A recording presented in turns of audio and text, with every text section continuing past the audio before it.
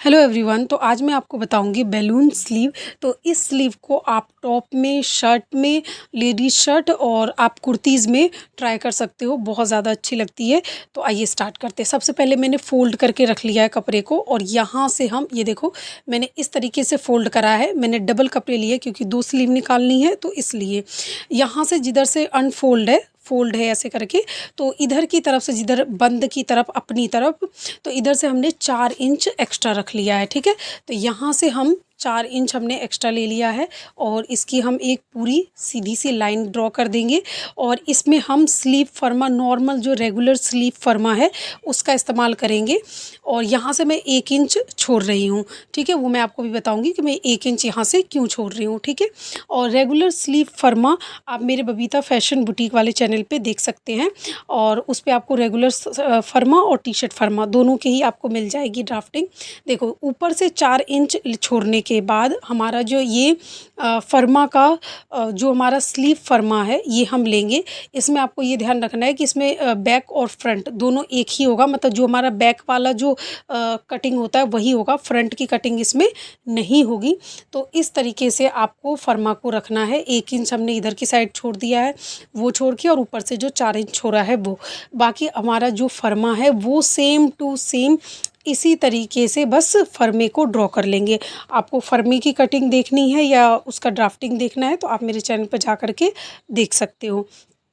अब इसके बाद देखो मैंने सेम टू सेम कर लिया है। इसका फ्रंट वाला पार्ट हम ड्रॉ नहीं करेंगे क्योंकि जब भी हम कोई स्लीव जिसमें हमारा पफ स्लीव हो, बैलून स्लीव हो, उसमें आगे पीछे नहीं होता है, उसमें सिर्फ बैक वाला जो पार्ट होता है ना वो वाला हम जो मार्किंग होता है वो ले लेते हैं। अब देखो, जितने इंच की भी आपको स्लीव रखनी हो आप उसमें 1 इंच एक्स्ट्रा करके रख सकते हैं। मैंने यहाँ पे 8 इंच का ये मेरा फर्मा था तो मैंने 8 ही इंच रखा है। 7 इंच की मुझे स्लीव चाहिए। ठीक है, उसके बाद यहाँ से मुझे 2.5 इंच लिया है मैंने, क्योंकि ऊपर की तरफ भी हम पफ रखेंगे तो यहाँ से आपको ले लेना है 2.5 इंच। अब आपको ध्यान रखना है, फोल्ड की तरफ से 4 इंच यहाँ से और इधर की तरफ से 2.5 इंच लेना है बस। और अब इसमें इस तरीके से शेप दे करके जो हमारी स्लीव वाली शेप है उसमें आपको मिला देना है इस तरीके से। ठीक है, तो अब मैं आपको इसको कटिंग करके दिखाती हूँ। बस ये इतना ही इजी है। बस इस बात को ध्यान रखना है आपको कि जहाँ हमने 4 इंच लिया, अगर आपको कम चाहिए, मतलब बैलून उसमें पफ कम चाहिए तो आप 3 इंच भी ले सकते हो और बहुत कम चाहिए तो 2 इंच भी रख सकते हो। ये नॉर्मल है 4 इंच, और बहुत ज़्यादा चाहिए किसी किसी टॉप में बहुत ज़्यादा होता है फैंसी टॉप में, तो आप इसको 5 इंच तक भी रख सकते हो। अब आगे की तरफ से भी हमें थोड़ा सा बैलून सा चाहिए, तो यहाँ से हम 1 इंच इस तरीके से लेंगे। जो हमारा फिटिंग एरिया की तरफ है उधर से तो बिल्कुल सेम टू सेम मिला देंगे और इस वाले फोल्ड की तरफ में हमने ये 1 इंच एक्स्ट्रा रखा है तो हमारा इधर की तरफ भी बाउंस आएगा। ठीक है, तो अब हम इसकी, ये हमारी जो मार्किंग है वो कंप्लीट हो चुकी है ड्राफ्टिंग इसकी, और अब हम इसकी कटिंग कर देते हैं। तो आइए स्टार्ट करते हैं कटिंग, क्योंकि इसमें फ्रंट पार्ट का तो कुछ है नहीं, बस बैक पार्ट में की जो मार्किंग है उसी मार्किंग के अनुसार कटिंग करना है। तो इसकी कटिंग स्टार्ट कर देते हैं। इस स्लीव को ना आप कहीं भी इस्तेमाल कर सकते हो, कहीं भी जहां आपका मन करे। तो देखो, और दूसरी बात, आपको इसमें गैदर्स डालने हैं तो गैदर्स आप कहाँ रखोगे उसका आप पहले निशान लगा लेना है। तो जहाँ पे हमने रेगुलर स्लीव का जो फर्मा रख के मार्किंग करी थी ना, ये देखो, वहाँ से आपको मिड ले लेना है। मिड से आप 1 इंच नीचे भी जा सकते हो, तो मैंने यहाँ पे मिड लिया है। और अब यहाँ से जहाँ पे रेगुलर इंच फर्मा इस्तेमाल किया था हमने, वहाँ उसका भी हमने ये बॉटम साइड में भी मिड ले लेना है। तो ये जो हमने मिड का निशान लगाया है ना, यहाँ पे आप कट भी लगा सकते हो छोटा सा, क्योंकि हमारी जो गैदर्स होगी ना वो यहीं तक होगी जहाँ तक हमने ये निशान लगाया है। ठीक है, तो बस अब इसको कटिंग करेंगी और अब मैं आपको बताऊंगी कि इसमें गैदर्स कैसे डालेंगे। इसमें प्लीट्स नहीं डालेंगी, इसमें गैदर्स डालेंगे। तो गैदर्स डालने के लिए आपको सबसे पहले क्या करना है कि अपनी मशीन में, जो मशीन हम 2 या 2.5 इंच पे रखते हैं, तो उस पर ना रख के आपको फुल सिलाई कर देनी है, उस पर कच्ची सिलाई चलानी है 5 इंच पे।